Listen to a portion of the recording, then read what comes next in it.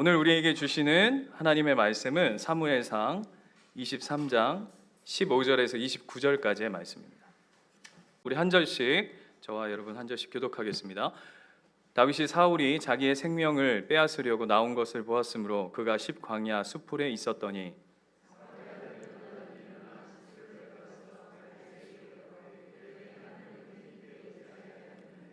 곧 요나단이 그에게 이르기를 두려워하지 말라. 내 아버지 사울의 손이 내게 미치지 못할 것이요 너는 이스라엘 왕이 되고 나는 내 다음이 될 것을 내 아버지 사울도 안다 하니라.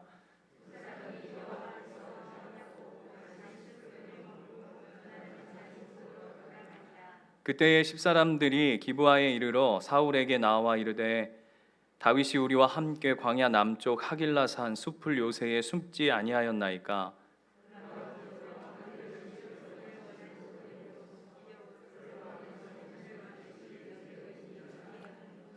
사울이 이르되 너희가 나를 긍휼히 여겼으니 여호와께 복받기를 원하노라.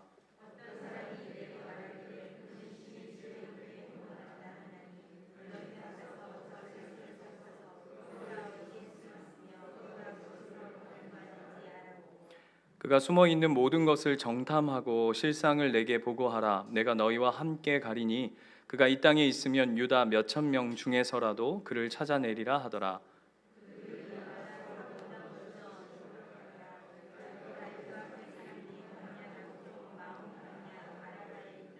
사울과 그의 사람들이 찾으러 온 것을 어떤 사람이 다윗에게 아뢰매 이에 다윗이 바위로 내려가 마온 항무지에 있더니 사울이 듣고 마온 항무지로 다윗을 따라가서는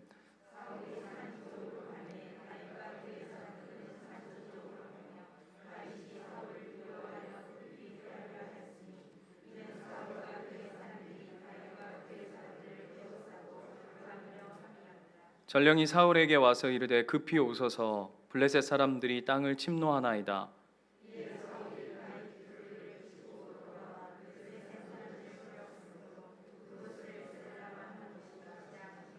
같이 읽겠습니다. 다윗이 거기서 올라가서 엔게디 요새에 머무니라. 아멘. 신앙생활을 함에 있어서 중요한 것들이 여러 가지가 있을 텐데요. 그 중에 한 가지가 바로 열정일 것입니다. 열정. 하나님 앞에 우리의 중심을 드리고 마음을 드리고 하나님을 갈망하고 하나님을 소망하는 우리 마음에 가진 열정. 이걸 다른 단어로는 영어로는 인티그리티, 신실함이라고 표현할 텐데요.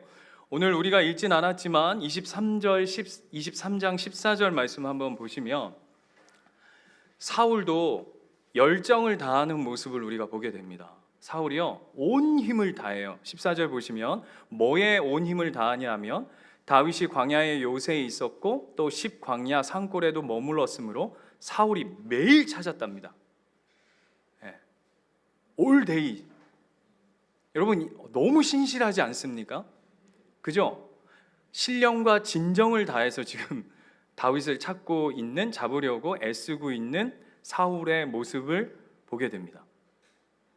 그런데 그럼에도 불구하고 지난주 말씀을 통해서 하나님이 그 사울에게 다윗을 넘기지 아니하셨다라고 하는 하나님의 주권됨을 보여내고 있습니다. 그런데 여러분 이 열정이 하나님의 마음에 합해지면 그것을 신실함이라고 하고요. 그 열정이 오늘 사울처럼 어떤 자신의 자리, 자신의 영광, 자신의 이름을 내기 위해서 나를 위한 열정이면 그것이 오늘처럼 뭐로 드러나냐 하면 집착으로 드러납니다. 우리가 신앙생활을 하다 보면 이것이 하나님이 기뻐하시는 열정일까? 아니면 이건 내가 세워가는 어떤 집착일까? 아니면 야망일까? 하는 것을 잘 구별하는 게 너무나도 중요합니다. 그런데 사울이 모르는 게 있습니다. 사울이 착각하는 게 있습니다. 그게 뭐냐 하면 하나님 나라에서 주어지는 그 자리를 통해서 사울은 영광 받는다고 생각하죠. 그래서 뭐에 집착하냐 하면 다윗을 잡는 것, 다윗을 처리하는 것, 다윗을 죽이는 것을 집착합니다. 그 이유는 뭐냐 하면 내 자리, 왕의 자리가 중요하기 때문이죠. 그러나 우리가 그동안 사무엘서를 쭉 살펴오다 보면 사무엘을 통해서도 마찬가지고 다윗과 사울의 이야기를 우리가 계속 살펴보면서도 뭐가 중요하냐 하면 그 자리가 주는 영광이 아니라 그 자리를 허락하신 이의 영광을 통해 하나님 나라의 백성은 영광 받는다는 것을 본문은 주목시키고 있습니다. 저는 우리 사랑하는 우리 예수님교회 모든 가족들이 그리고 하나님 앞에 주일날 구별하여서 시간을 드리고 중심을 드리고 하나님 앞에 나온 모든 하나님의 백성들이 이와 같기를 축원합니다. 다른 것이 아니라 세상이 주는 영광, 사람이 주는 영광, 내 스스로가 집착하여서 붙잡으려고 하는 영광이 아니라 하나님 그분께서 하나님의 하나님 되심을 통해서 우리에게 허락하시는 그 자리에 그 이름, 그 사역, 그 목, 그 부르심 가운데 주의 영광이 여러분 삶에 새겨지시기를 축원드립니다. 그래서 하나님은 오늘 다윗의 이 삶을 통해서 뭘 보여내시냐면 여러분 한번 잘 생각해 보십시오. 다윗을 왕의 자리에 앉히지 않고 왕의 수업을 하십니다. 그렇죠? 왕의 자리에다가 다윗을 세워놓고 왕의 수업을 하시는 게 아니라 왕의 자리에 두지 아니하시고 왕의 수업을 하세요. 바꿔서 얘기하면 무슨 얘기입니까? 그 자리가 중요한 것이 아니라 너의 너됨은 하나님 나 여호와로 말미암았다라는 것을 다윗에게 적극적으로 가르치시고자 하는 하나님의 마음이시죠. 뿐만 아니라 다윗을 어디서 훈련하시고 수업하시고 학교를 보내시냐면 왕궁이 아니에요. 그렇죠? 어디죠? 광야입니다. 광야. 오늘 우리가 쭉 보시면 이 다윗을 광야로 내모신 분이 바로 하나님이라는 것을 우리가 볼 수 있습니다. 22장 5절 한번 가볼까요? 앞으로 좀 가보시면 한창 막 쫓겨다니고 도망다니고 할 때 22장 5절 보시면 선지자 가시, 선지자 하나님의 말씀을 대언하는 선지자가 다윗을 찾아와서 뭐라 그러죠? 같이 한번 읽어볼까요? 다윗에게 이르되 너는 이 요새에 있지 말고 떠나 유다 땅으로 들어가라. 다윗이 떠나 헤렛 숲풀에 이르니라. 여기가 어디냐면 광야예요. 하나님이 다윗을 광야로, 유대 광야로 내어 모르실 것을 우리가 보게 됩니다. 오늘 본문 13절 한번 보시겠습니까? 오늘 본문 23장 13절 보시면 그 광야의 삶에 우리가 잘 알고 있는 것처럼 혼자 있는 것도 아니에요. 누구와 함께 있죠? 우리가 그동안 살펴봤을 때 떨거지들 몇 명? 600명. 거기다가 14절 보면 아까 우리가 읽었던 것처럼 매일 쫓기는 삶. 광야도 힘들어 죽겠는데 거기에다가 600명의 식소를 데리고 있을 뿐만 아니라 거기에다가 매일 쫓기는 삶. 그런데다가 광야는 여러분 어떻죠? 정착할 수 없는 것 아닙니까? 그래서 이리저리 늘 떠돌아다녀야 하는 그 광야의 삶. 너무 우리랑 비슷해 보이지 않습니까? 이게 영적으로 뿐만 아니라 심적으로 여러 상황들 속에서 어느 것 하나 마음 붙일 곳 없어서 이리저리 광야 같은 우리의 인생. 그뿐만 아니라 지난주에 본문 속에서 하나님께서 다윗에게 뭐라고 명령하시냐면 야 블레셋이 그일라에게 쳐들어왔다. 가서 네가 그일라 좀 구원해라. 그랬더니 다윗이 하나님 지금 내 코가 원투 석자입니다. 지금 나도 지금 죽겠는데 지금 누가 누굴 가서 구합니까? 그랬더니 하나님이 아니다. 내가 블레셋을 너에게 붙일 테니까 가서 네가 전쟁을 치러라 해서 지난주에 보시다시피 블레셋을 크게 이기고 그들에게서 가축을 빼앗아 그일라를 살렸던 이야기. 그래서 본문에 보시면 6절인가요? 5절이네요. 5절에 보면 하나님 이 본문이 뭐라고 하냐면 다윗이 이와 같이라는 건 뭐냐 하면 하나님이 말씀하신 대로 그일라 주민을 뭐 했다고요? 구원했다라고 표현합니다. 그런데 어떤 일이 벌어지죠? 이 그일라 인간들이 다윗의 뒤통수를 제대로 때립니다. 그래서 누구한테 팔아넘기죠? 사울한테. 여러분, 믿는 사람한테 뒤통수 맞으면 이것만큼 이게 아픈 게 없지 않습니까? 여러분 한번 보세요. 광야예요. 그 뒤에는 따르는 600명이 훨씬 넘는 식구들이라고 말씀드렸습니다. 그 식솔들이 있어요. 그리고는 매일 쫓기는 삶이에요. 여기 머물러야 하나, 저기 머물러야 하나, 어디를 가야 하나. 속에 있는 삶 속에서 내가 진짜 믿고 내가 은혜 베풀었던, 나를 통해서 하나님의 그 은혜를 맛본 그들이 내 뒤통수를 딱 때리는 이 상황 속에, 그 배경을 깔고 오늘 우리가 읽었던 23장 15절부터가 이제 다윗이 어디로 피신하냐면 십광야로 피신하는 이야기입니다. 그런데 그 와중에 다윗을 누가 신방 옵니다. 우리 위로의 사역자 누구죠? 요나단. 요나단이 찾아와서 위로의 사역 신방을 합니다. 그러면서 참 멋있어요. 저는 여러분이 하나님이 세우시는 나라의 다윗 같은 인생으로 세워져 가시기를 축원하고요. 또 다 다윗 같을 수는 없잖아요, 그렇죠? 이런 설교 들으면 나는 광야는 이제 그만하고 싶다. 나는 이제 졸업하고 싶다. 나는 언제 끝나노? 이런 생각이 들 텐데, 또 여러분 중에 요나단 같은 인생이 있으시길 축원합니다. 광야를 사는 자, 또 위로할 수 있는, 지난주 말씀처럼 위로하고 축복할 수 있는 그런 하나님의 마음을 가진 자. 그래서 오늘 신방 와서 그가 뭐라고 그러냐면 이렇게 얘기해요. 두려워하지 마라. 두려워하지 마라. 이 얘기는 뭐죠? 다윗이 지금 완전 무서워하고 쫄아 있다라는 겁니다. 그러면서 멋진 이야기를 합니다. 뭐라 그러냐면 네가 왕이다. 네가 지금 광야에서 이런 어려운 상황 속에 있지만 하나님이 너보고 왕이래. 나도 아니래. 그러면서 뭐라고 마지막에 하죠? 우리 아버지도 안다. 바꿔서 얘기하면 무슨 얘기죠? 우리 아버지가 그걸 알아서 널 지금 못 살게 하는 거야. 이 얘기하는 거죠.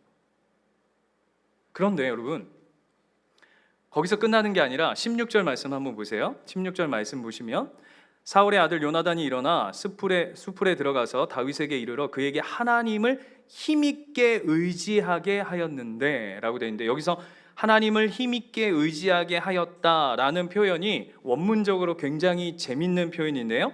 욥기서 4장 3절 한번 가볼까요? 욥기서 4장 3절.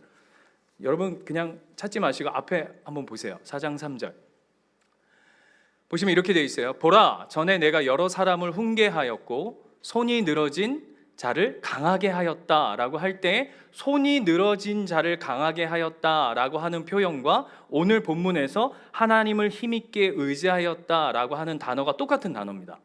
그런데 욥기서에서는 뭐라고 표현하고 있냐 하면 손이 늘어진 자랍니다.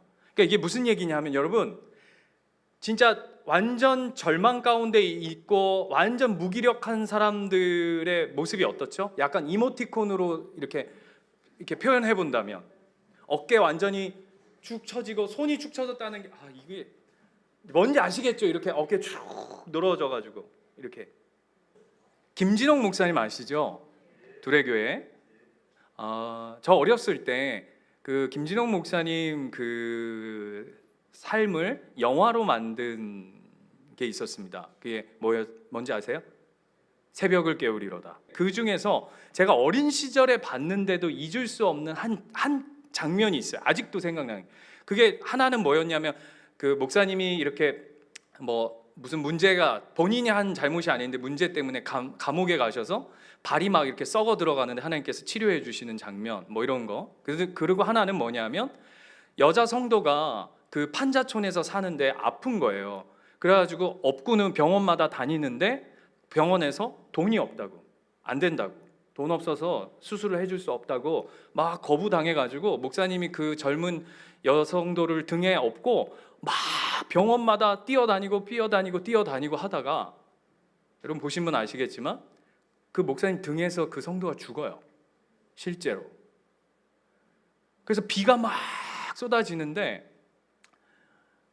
이제 그 여인이 이제 툭 늘어져 무거우니까 그 재밌어요. 대사가 성도님, 내가 당신 남편도 아니고 내가 예수도 아니고 내가 뭣도 아닌데 내가 왜 이렇게 해야 되는지 모르겠습니다 하고는 이렇게 무겁다고 이렇게 놨는데 그대로 이제 소천하신 거예요. 그 비가 막 오는데 여러분 한번 생각해 보십시오. 등에서 누구를 떠나 보낸 그 마음이 어떻겠어요? 그래서 막 목사님이 절규를 합니다. 뭐라고 절규하냐면 그 대사가 제가 안 잊어지는데 돈을 주시던가 의사를 주시던가 아니면 하나님 병든 사람을 좀 보내지 마세요. 보내지 마세요. 그러면서 막 절규를 해요. 막 죄송합니다. 막 욕도 해요. 하나님 막 진짜 그 제가 한 게 아니라 영화에서 막 합니다. 그리고는 비에 완전 젖어가지고 쫄딱 젖어서 완전히 맥이 빠진 모습으로 이렇게 쭉 늘어져 있는 모습을 그 영화의 장면을 아직도 제가 잊을 수 없는데 그 한탄. 근데 이제 그 나중에 영화 보십시오. 영화에 보면 하나님께서 그 질문 앞에 그 절규 앞에 어떻게 이끌어 가셨는지 나오는데 그 모습이 저는 딱 다윗의 모습일 것 같은 거예요. 그냥 소망도 뜻도 도대체 내가 제가 여러 번 얘기했죠. 내가 언제 왕 시켜달라고 그랬냐고. 내가 언제 왕한다 했냐고. 어깨 쭉 늘어져가지고. 그 요나단이 와서 네 왕이다. 전혀 위로가 안 돼요. 그쵸? 꼭 뭐와 같으냐 하면 오늘 죽어가고 암이 걸려서 투병 중에서 오늘 내일 하면서 병세는 계속 악화되는데 목사가 신방 와가지고 집사님, 장로님, 하나님께서 살려주실 줄 믿습니다. 아멘이 안 나오는 거예요. 아멘이 안 되는 거예요. 나는 오늘 가면 갈수록 오늘 하루가 더 망가져가고 무너져가고 바닥을 치고 있는데 와서 당신이 왕입니다. 당신은 하나님께서 살리실 줄 믿습니다. 그 김진홍 목사님의 얘기처럼 예수님 어디 계세요? 예수님 도대체 어디 계세요? 라고 하는 그 절망, 어깨가 축 늘어져 있는 그 상황이지 않겠습니까?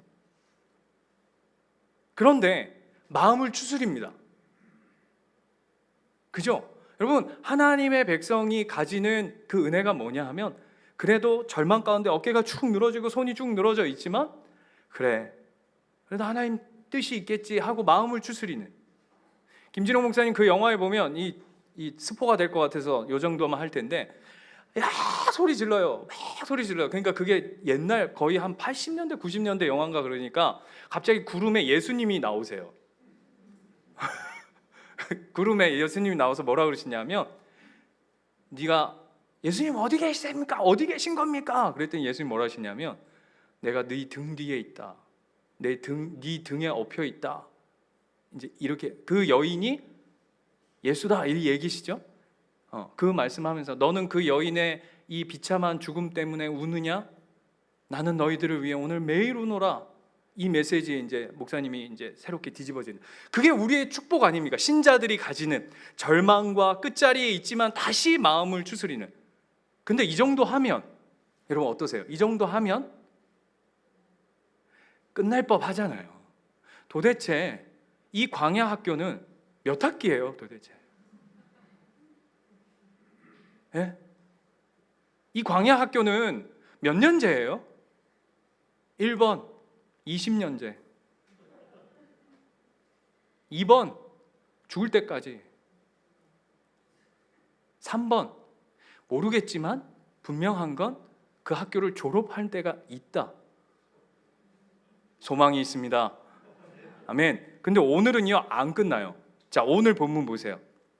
어디로 이어지냐 하면 10광야로 도망갑니다. 10광야. 광야 이름부터가 만만치 않죠? 10광야. 네, 도망갑니다. 그랬더니 어떤 일이 벌어지냐면 10광야 19절 보세요. 그때에 10사람들이 기브아에 이르러 사울에게 나와 이르되 다윗이 우리와 함께 광야 남쪽 하길라산 숲을 요새에 숨어 있지 아니하나이까. 이게 무슨 얘기냐면 이 얘기입니다. 야 다윗 어디 있어? 이렇게 얘기했더니 경남 양산시 물구무 증산 영로 174 일선 프라자 3층 목회자 방 전신욱 목사 사무실 거기 안에 숨어 있나이다. 지금 어느 정도로 아주 디테일하게 얘기하냐 하면 구체적인 주소까지 다 나열하면서 사울이시여, 왕이시여, 다윗이여, 지금 여기에 지금 정확하게 숨어 있습니다라고 아주 디테일하게 얘기하고 있는 겁니다. 근데 여러분, 뭐 이렇게까지 합니까? 왜 이렇게 하죠? 집사람들이요? 네? 왜 이렇게 할까요? 네? 지난주 기억나십니까? 사울이 했던 그 사람들을 통치하는, 사람이 사람을 통치하는 방식이 지난주에 딱 사울이었습니다. 뭐냐 하면 다윗을 도왔던 제사장들을, 하나님의 제사장들을 싹 죽여버립니다. 그죠?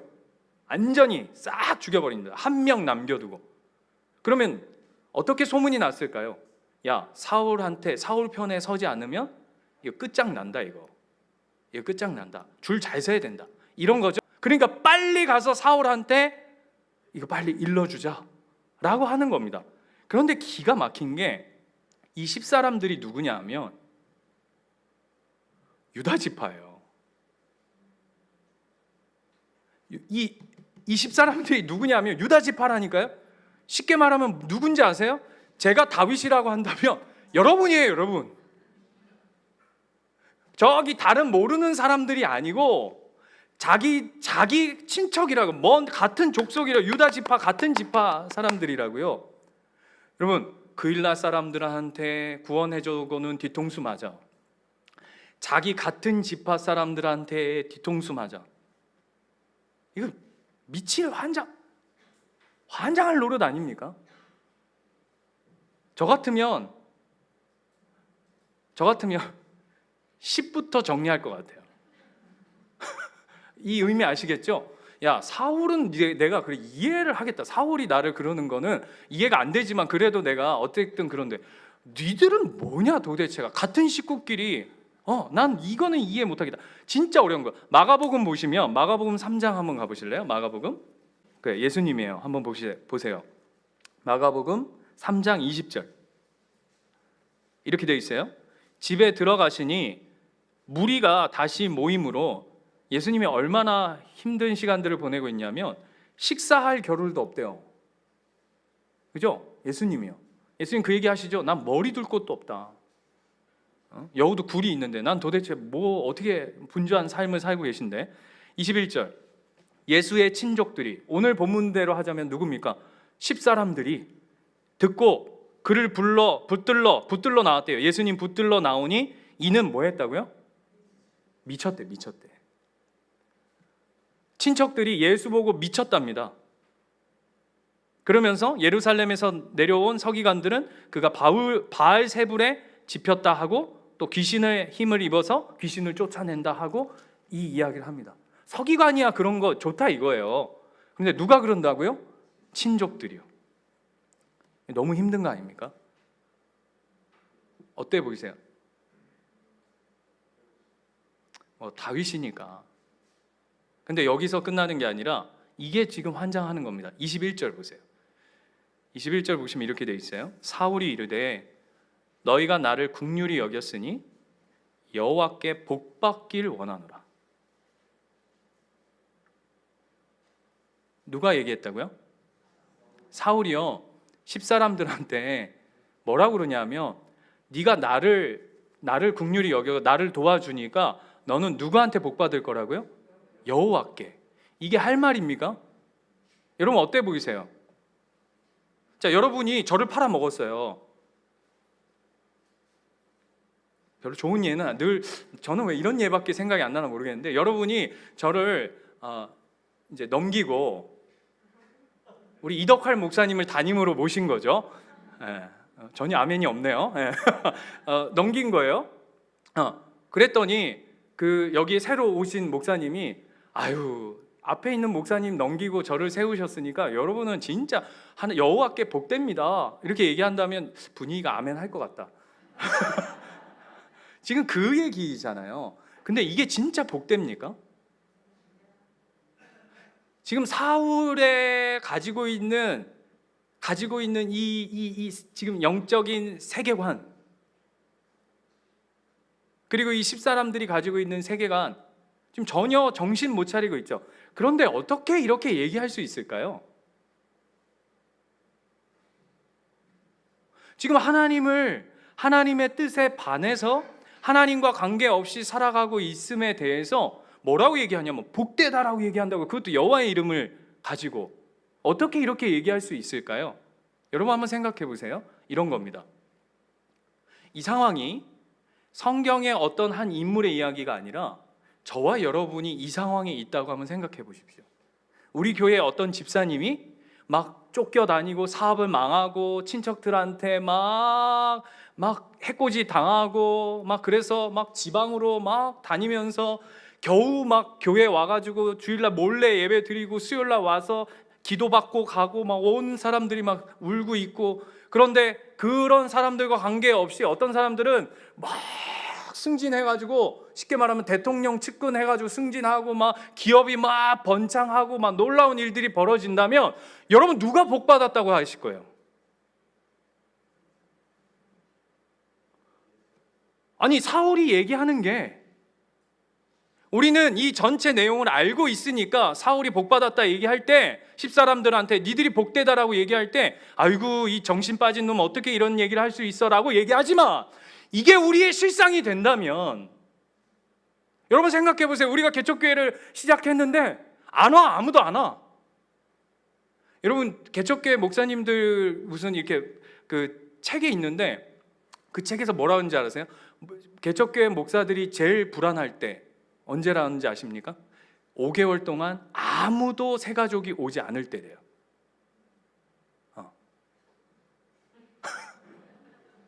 왜 저를 그런 눈빛으로 쳐다보고 계시죠? 교회가 아무도 안 와. 근데 옆에 교회는 이래. 그럼 자, 여러분 누가 복 받았다 얘기하실 거냐고요? 그러지 않겠어요? 이 시선이 우리가 어떻게 틀렸다라고 감히 얘기할 수 있겠냐고요. 오늘 그거 얘기하는 거예요. 오늘 그 문제예요. 왕의 사람들, 사울을 쫓는 10사람들이 복된지, 아니면 광야의 수업을 받고 있고 오늘 하루하루를 전전긍긍하며 살아가고 있는, 오늘 26절 한번 가보실래요? 본문 26절 이렇게 돼 있어요. 얼마나 다윗이 기가 막힌 하루를 살아가고 있냐면, 사울이 산 이쪽으로 가매 다윗과 그의 사람들은 산 저쪽으로 가고. 이해되세요? 사울의 사람들을 우르르 몰고 오면 다윗은 또 쫓겨가지고 저를 우르르 가고, 또 다윗이 사울을 두려워하여 급히 저쪽으로 가면 또 사울이 저리로 오고, 하루하루를 이리저리 쫓겨다니면서 살고 있는데 누가 이 다윗의 삶을 복되다라고 얘기하겠냐고요. 오늘 우리에게 묻는 거예요. 너 정말 이 고백, 이게 하나님의 복됨을 너 노래할 수 있니? 네 눈에 보일 때 저 사람들, 사울을 쫓는 사람들이 훨씬 복되어 보이지 않니? 라고 하나님 우리에게 던진 질문이죠. 그러면 이렇게 질문해 볼게요. 이런 상황 속에서 왜 하나님은 다윗을 광야로 내모실까요? 이렇게 해주시면 안 돼요? 사울과 사울 쫓는 사람들이 막 서면 다윗도 다윗 쫓는 사람들과 같이 득세해서 한 나라, 힘과 힘을 겨룰 수 있는 멋진 나라로, 강성한 나라로 세워져서, 여기서 칼 들면 여기선 대포 쏘고, 여기서 대포 쏘면 여기서는 핵을 쏘고, 이렇게 해서 하나님의 하나님 되심을 드러내는 게 훨씬 더 영광이지 않겠습니까? 어떻게 생각하세요? 여러분 이럴 때 멋있지 않아요? 어떤 집사님이 너무 삶이 힘들어. 그럴 때 집사님 지갑도 안 가져요. 지갑 딱 꺼내죠. 하나님께서 집사님을 도우라고 저에게 말씀하셨습니다. 수표 쫙 봉투도 넣지 마. 쫙. 이러면 안 멋있어 보이세요? 이게 멋있습니까? 아유 씨, 네 1,000원 없나? 난 100원도 없다. 어느 게 멋있어요? 어느 게? 뭐가 영광이겠냐고요. 오늘 그 얘기하는 거예요. 근데 하나님이 계속 다윗을 오히려 광야로 내모신다고요. 왜죠? 그 답이 히브리서 12장 5절에 나와 있어요. 새 번역인데 조금 읽기 편합니다. 한번 보세요. 또 여러분은 하나님께서 여러분을 향하여 자녀에게 말하듯이 하신 이 권면을 잊었습니다. 내 아들아, 주님의 징계를 가볍게 여기지 말고 그에게 꾸지람을 들을 때에 낙심하지 말아라. 주님께서 사랑하시는 사람을 징계하시고 받아들이시는 아들마다 채찍질 하신다. 징계를 받을 때에 참으십시오. 하나님께서는 자녀에게 대하듯이 여러분에게 대하십니다. 아버지가 징계하지 않는 자녀가 어디 있겠습니까? 모든 자녀가 받은 징계를 여러분이 받지 않는다고 하면 여러분은 사생아이지 참 자녀가 아닙니다. 우리가 육신의 아버지도 훈육자로 모시고 공경하거든 하물며 영들의 아버지께 복종하고 살아야 한다는 것은 더욱더 당연한 일이 아니겠습니까? 육신의 아버지는 잠시 동안 자기들의 생각대로 우리를 징계하였지만 하나님께서는 우리를 자기의 거룩하심에 참여하게 하시려고 뭐라고요? 하나님의 거룩하심에 참여하게 하시려고 우리에게 유익이 되도록 징계하십니다. 무릇 징계는 어떤 것이든지 그 당시에는 즐거움이 아니라 괴로움으로 여겨지지만 나중에는 이것으로 훈련받은 사람들에게 정의의 평화로운 열매를 맺게 합니다. 아멘이십니까? 이게 히브리 기자가 하나님이 왜 우리를 광야로 내보내시는지 힘들고 어려운 거 모르시는 거 아니에요. 그럼에도 불구하고 광야에서 수업 듣게 하시고 광야에서 훈련을 받게 하시는 그 이유가 무엇인지 우리에게 이야기하고 계신 것이죠. 이것을 통해서 하나님이 뭘 만드시는가? 오늘 본문으로 다시 돌아가면 28절 보실까요? 28절에 이렇게 되어 있어요. 전령이 사울에게 와서 이르되 급히 오소서 블레셋 사람들이 땅을 침노하나이다 라고 얘기해요. 이제 다윗을 딱 가둬놓고 잡으러 가려고 이제 어디에 딱 있다라고 얘기해서 딱 잡으러 가는데 갑자기 소식이 들려오는 거죠. 뭐라고요? 블레셋이 쳐들어왔다. 그래서 사울이 내려놓고는 돌아갑니다. 그런데 28절에 보시면 이렇게 되어 있어요. 이에 사울이 다윗 뒤쪽 길을 그치고 돌아와 블레셋 사람들을 치러 갔으므로 그곳을 뭐라고요? 셀라 하마느곳. 엄청 어려워요. 셀라 하마느곳. 그 뜻이 뭐냐 하면 분리하는 바위래요. 본문적으로 하자면 뭐냐 하면 띄어놓는 바위예요. 띄어놓는 바위. 또 한편으로는 어떤 의미냐 하면 취하였다. 하나님께서 지금 곤란 가운데 다윗이 꽉 들어막힌 상황 가운데 있는데 그 다윗을 들어 옮기신다라는 얘기입니다. 이것을 통해서 하나님 뭘 가르치고 싶으실까요? 이 이야기입니다. 너는 복을 쫓는 자이니 아니면 너는 하나님을 쫓는 자이니. 왕과 사울 왕의 사람들 10사람 뿐만 아니라 그일라 그 모든 자들은 결국 뭘 쫓은 사람들이냐 하면 복을 쫓은 자들이죠. 힘을 쫓은 자들이죠. 그들의 유익과 이익을 쫓은 자들이죠. 하나님이 그 바위 셀라하마느곳이라고 하는 것을 통해서 우리에게 묻고 있는 거예요. 넌 복을 쫓는 자로 살겠니? 아니면 하나님을 쫓는 자로 살겠니? 그래서 이곳에서 하나님이 나 다윗, 내 백성 다윗, 내가 세우는 왕 다윗은 광야 수업에 밀어넣고 광야 훈련소에 밀어넣어서 복을 쫓는 자가 아니라 하나님을 쫓는 자로 살게 하신다 하는 것이죠. 그래서 우리가 아까 읽었던 마가복음에 예수님의 친척들을 예수님 찾아와서 저가 미쳤다라고 하는 장면이 있습니다. 그런데 그 앞장면이 바로 뭔지 아세요? 그 앞장면 찾지 마세요. 제가 집에 가서 찾아보세요. 그 앞장면이 뭐냐면 예수님이 제자들을 부르시는 장면입니다. 이렇게 묻는 거죠. 너는 예수를 쫓는 자로 살겠느냐? 예수를 거부하는 자로 살겠느냐? 오늘 본문에 보면요. 자, 갑자기 성경 공부해서 죄송한데요. 23장 7절 한번 보시겠습니까? 23장 7절. 23장 7절. 거기에 사울과 세트로 묶이는 사람이 하나 있습니다.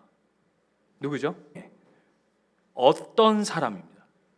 그렇죠? 맞습니까? 어떤 사람이 사울에게 알림해 이렇게 시작합니다. 13절 보세요. 13절 보시면 다윗과 그의 사람 600명 가량이 일어나 그일라로 떠나서 갈 수 없는 곳으로 갔더니 다윗이 그일라에 피한 것을 어떤 사람이 사울에게 알림해. 그죠? 또 22절 보세요. 어떤 사람이 내게 말하기를. 여기서의 내게가 누굽니까? 사울입니다. 사울의 삶에 계속 성경이 누구와 연결되어 있다는 걸 얘기하죠? 어떤 사람입니다. 물론 뒤쪽에 가면 다윗에게도 어떤 사람이 찾아와서 얘기해 줍니다. 그런데 재밌는 건 다윗은 어디를 가고 결정하는 일에 있어서 어떤 사람의 이야기를 듣는 게 아닙니다. 그는 어떤 사람의 이야기를 들어도 늘 하나님 앞에 여쭙고 행동하는 자리로 달려왔다면, 오늘 사울은 늘 옆에 누가 있냐 하면 어떤 사람이 있어요. 그래서 뭘 얘기를 하냐면 이렇게 해야 합니다, 저렇게 합니다, 지금 이렇게 됐습니다, 저렇게 했습니다. 사울이 그 어떤 사람을 통해서 결정하고 이렇게 막 쫓겨다닙니다. 그걸 뭘 보여주고 싶을까요? 이 본문을 통해서 이렇게 묻는 거예요.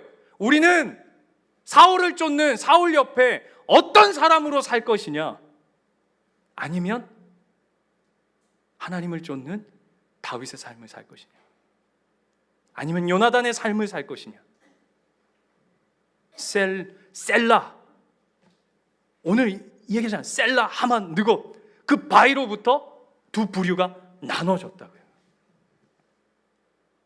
여러분, 이 시간 여러분 삶이 광야 수업에, 광야 훈련소에 매일매일 이리저리 헤매이고, 내가 뭐 어떻게 살아가야 하나 헷갈리고, 그런 시간 속에 여러분 있을 수 있어요.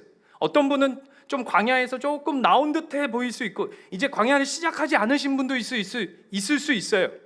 근데 중요한 건 하나님 우리에게 물으시는 겁니다. 네가 복을 쫓고 세상을 쫓고 사람을 쫓고 사람의 영광을 쫓는 사람으로 살 것이냐, 아니면 네가 광야에 있지만 이 광야를 통해서 하나님을 쫓고 하나님을 바라보는 자로 살 것이냐. 여러분에게, 저와 여러분에게 던지는 질문인 줄 믿습니다. 하나님이 하나님을 쫓는 자 오늘 어떻게 하셨다고요? 그를 취하셨다고요. 블레셋 사울을 하나님께서 막으셨다고. 다윗이 거기서 올라가서 어디로 갔다고요? 엔게디 요새로 갔답니다. 끝이 안 나요. 더 흥미진진합니다. 다음 주부터는 이제 막 뭐 하냐면 사울 막 옷 빼고 똥 싸고 막 이런 이야기들 막 나옵니다.